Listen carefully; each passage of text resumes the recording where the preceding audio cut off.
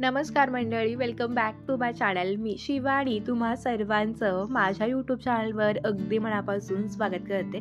आत्ता ना बाहेर भरपूर कडाक्याची थंडी पडली आणि थंडीमध्ये ना काहीतरी गरमागरम असं आणि खमंग खावंसं वाटतं आणि म्हणूनच आज आपण ना बाजरीच्या पिठापासून अशी मस्त आणि एक भन्नाट रेसिपी बघतोय, जी रेसिपी लहानांपासून मोठ्यांना नक्की आवडेल. इतकी मस्त आणि इतकी टेस्टी रेसिपी होते.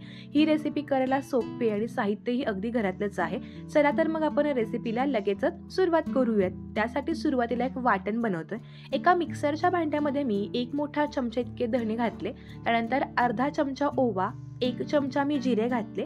आता हे जे वाटण आहे हे आपण कोरडच असं सुरुवातीला वाटून घेतोय. धण्यामुळे काय होतं, ह्याची टेस्ट ना अगदी खमंग लागते. आता हे जे आपण कोरडं वाटण होतं तर ते मी सुरुवातीला वाटून घेतलेलं आहे. धने, जिरे आणि ओवा हे अशा पद्धतीने थोडेसे ओबड-दोबड असे वाटून तयार झालेत. आता त्याचमध्ये मी एक 7 ते 8 हिरव्या मिरच्या घेते. तिखटाप्रमाणे तुम्ही ह्याचं प्रमाण कमी किंवा जास्त करू शकता. 8 ते 9 इथं मी लसणाच्या पाकळ्या घातलेल्या आहेत आणि आता हे पुन्हा आपण सगळं वाटून घेतोय. गरज लागली तर आपण थोडंसं पाणी पण याच्यामध्ये घालू शकतो किंवा हे पूर्ण वाटण कोरडं पण असं वाटून घेऊ शकतो. तर आता हे पूर्ण वाटण बघा आपलं वाटून तयार झालंय. अगदी खमंग असं आपलं हे वाटण तयार झालंय आणि त्यामुळे तर रेसिपीला चव पण अगदी भन्नाट येते. आता हे साईडला ठेवूयात आणि एका मोठ्या बाउलमध्ये मी 2 वाटी इतकं हे बाजरीचं पीठ घेतलंय. आता आपण थंडी आहे म्हणले की बाजरीचं पीठ तर घरी आणतोच, फक्त हे फार जास्त जुनं नसावं. त्यामध्ये आता आपण 1 मोठा चमचा डाळीचं म्हणजेच बेसनचं पीठ घालतोय. त्यामुळे ना याला छान असं बाइंडिंग देखील येतं. त्यानंतर 1 मोठा चमचा मी पांढरे तीळ घातलेत. त्यानंतर वाटून घेतलेलं सगळं वाटण घालतोय आपण. पांढऱ्या तिळे ना त्यामध्ये थोडीशी उष्णता असते, त्यामुळे थंडीमध्ये पांढऱ्या तिळाचा वापर भरपूर करायचा. त्यानंतर इथं बघा मी थोडीशी मेथी घेतली होती, मेथीची पानं घेतली होती आणि ती बारीक अशी चिरून घेतली. मेथी असेल तर वापरा, नसेल तर स्किप केली तरी पण चालेल. त्यानंतर पाव चमचा इतकी मी हळद पावडर घातली आणि भरपूर सारी बारीक चिरून घेतलेली कोथिंबीर घातलेली आहे. आता हे सगळे जिन्नस याच्यामध्ये घालून झाले की ह्यामध्ये आता आपण चवीनुसार मीठ घालतोय. हे सगळे जिन्नस बघा सुरुवातीला असे चांगले मिक्स करून घ्यायचे. यामध्ये मेथी, कोथिंबीर आणि जे काही मसाले घातले हे पण सगळे चांगले असे मिक्स झाले पाहिजेत. बाजरीचं पीठ जर फार जुनं असेल ना तर ही रेसिपी करायला थोडी दमवते, त्यामुळे पीठ ना थोडंसं नवीन किंवा आत्ताचं ताजं पीठ असावं. आता हे सगळं बघा मी सगळे मसाले आणि ही कोथिंबीर आणि मेथी संपूर्ण पिठाला एकसारखी चोळून घेतली. हे वाटण पण बघा अगदी छानपैकी असं मिक्स झालं पाहिजे. तुम्ही ही रेसिपी सकाळच्या नाश्त्याला किंवा मग अगदी मस्तपैकी हलक्या फुलक्या जेवणाला पण करू शकता. ही रेसिपी 4 ते 5 दिवस आरामात टिकते, त्यामुळे तुम्ही प्रवासामध्ये देखील ही नक्कीच घेऊन जाऊ शकता. इतकी मस्त अशी रेसिपी होते. आता हे सगळं बघा एकसारखं असं मिक्स करून घेतलं. आता ह्यामध्ये आपण 1 चमचा इतकं तेल घालतोय. तेल जास्त फार वापरत नाही आपण, फक्त 1 चमचा तेल वापरलं. आता हे पण संपूर्ण पिठाला आपण अशा पद्धतीनं लावून घेतोय. तुम्ही जर चॅनलवरती नवीन असाल आणि अजूनही चॅनलला सबस्क्राईब केलं असेल तर प्लीज चॅनलला सबस्क्राईब करून त्या पुढील बेल बटनला क्लिक करायला पण विसरू नका.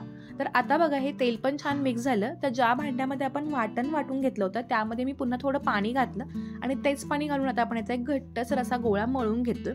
लक्षात ठेवा, जेव्हा आपण अशा पद्धतीनं पीठ घेतो आणि पाणी घालतो त्यावेळी पाणी थोडं थोडं घालायचं, म्हणजे काय होतं पाण्याचा अंदाज येतो. फार जास्त पीठ असं ओलसर किंवा पातळ होत नाही. आता याचा घट्टसर असा गोळा मळून घेतलाय. कोथिंबीर आणि मेथीमुळे हा गोळांना दिसायला देखील फार मस्त आणि अगदी सुरेख दिसतो. गोळा फार सैल नसावा, कारण जर सैलसर झालं तर हे थोडंसं खाली चिकटतं. त्यामुळे मी मळून घेताना गोळांना अगदी घट्टसर मळला आणि गोळा मळून झाला की ही लगेचच रेसिपी करायची. अजिबात ही आपण रेस्ट करायला ठेवत नाहीये. आता थोडंसं हाताला तेल लावून घेतलं. आता तुम्ही हवं असे गोळे करू शकता. जर तुम्हाला छोटे छोटे गोळे करून ना तुम्ही एका वेळीनं भरपूर किंवा एका वेळी एक एक देखील हे लाटून घेऊ शकता. मी बऱ्याचदा काय करते, एखादा मोठा गोळा घेते, थोडासा तो पोळपाट भरून लाटून घेते आणि एखाद्या गोला आकाराने त्याचे कट करून घेते. त्यामुळे काय होतं, ही रेसिपी करायला पटकन अशी फास्ट बनते.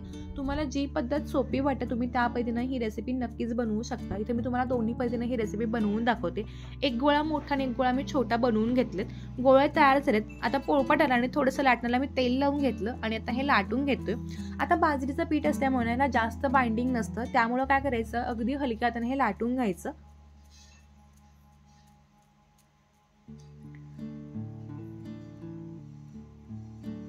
आता हे अशा पद्धतीनं लाटून झालं की मी गोलाकार एखाद्या वाटीनं किंवा अशा पद्धतीनं प्लेटनेचा गोलाकार आकार करून घेतला आणि साईडचे काठ काढून घेतले. तुम्ही हवं तर ना हे आहे असे पण लाटून मस्तपैकी छानपैकी तळू शकता, पण याला छान असा गोलाकार आकार यावा ना म्हणून मी असे गोलाकार असे लाटून घेतले आणि त्यानंतर अशा आकाराने हे कट करून घेतले. मस्तपैकी अशा गोलाकार अशा ह्या बाजरीच्या पुऱ्या तयार होतात. बाजरीची भाकरी तर मुलं अजिबात खात नाहीत, त्यावेळी तुम्ही नक्कीच अशी बाजरीची पुरी बनवून देऊ शकता जी खायला खमंग आहे आणि सगळेजण अगदी आवडीनं खातील. पुऱ्या लाटून झाल्या की इथं बघा गॅसवरती एका कढईमध्ये मी तेल गरम करायला ठेवलं होतं. तेल गरम झालं की एका वेळी एक पुरी आपण अशा पद्धतीने टाकून छान टम्म फुगेपर्यंत आपण तेलामध्ये फ्राय करून घेणार आहोत.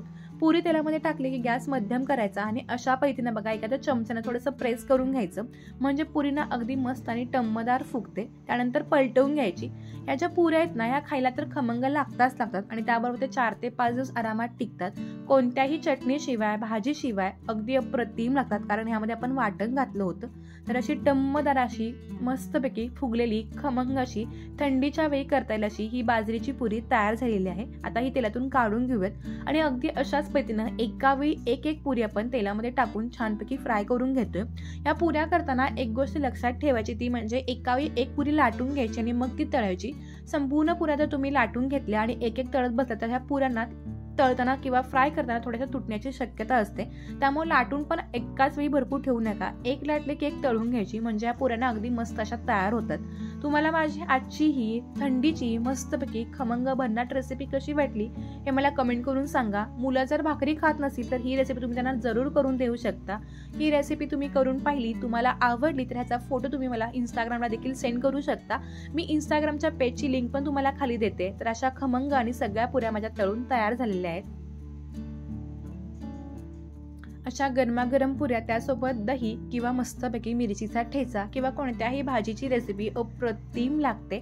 मी बऱ्याचदा प्रवासामध्ये वगैरे ना ह्या पुऱ्या घेऊन जाते, कारण ह्या खूप खमंग लागतात आणि अजिबात तेलकटही होत नाही, टम्म फुगतात आणि ह्यामध्ये वाटण घातलं ना त्यामुळे ती रेसिपी अप्रतिम लागते. तुम्ही पण जर बाजरीच्या पिठापासून काहीतरी वेगळी रेसिपी करता तर ती पण मला कमेंट करून नक्की सांगा.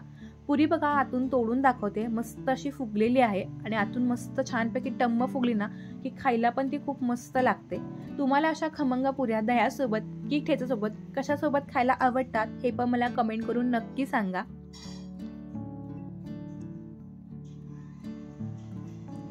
सकाळच्या वेळी सकाळच्या थंडीत अशा गरमागरम रेसिपी असेल तर आणखीन काय हवं ना. तर तुम्हाला माझी आजची ही थंडी स्पेशल बाजरीची खमंग अशी पुरी आवडली असेल तर व्हिडिओला नक्की लाईक करून चॅनलला सबस्क्राईब पण करायला विसरू नका. हा व्हिडिओ शेवटपर्यंत पाहिल्याबद्दल मी तुमचे मनापासून आभार मानते. पुन्हा एकदा अशाच छान आणि अशा मस्त रेसिपीसोबत भेटणार आहोत. तोपर्यंत मस्त राहा, खात राहा आणि सगळ्यात महत्त्वाचं तुमची स्वतःची काळजी घेत राहा. आणि हा व्हिडिओ कुठून पाहता हे मला कमेंट करून सांगायला विसरू नका. धन्यवाद.